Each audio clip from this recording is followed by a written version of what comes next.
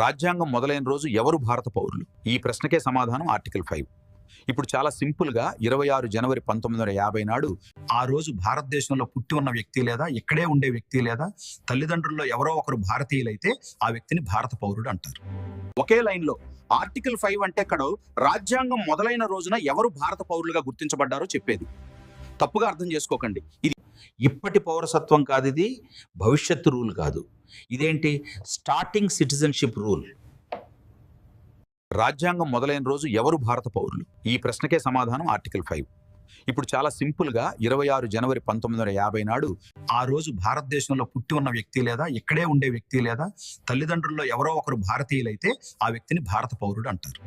ఒకే లైన్లో ఆర్టికల్ 5 అంటే ఇక్కడ రాజ్యాంగం మొదలైన రోజున ఎవరు భారత పౌరులుగా గుర్తించబడ్డారో చెప్పేది. తప్పుగా అర్థం చేసుకోకండి. ఇది ఇప్పటి పౌరసత్వం కాదు, ఇది భవిష్యత్తు రూల్ కాదు. ఇదేంటి? Starting citizenship rule.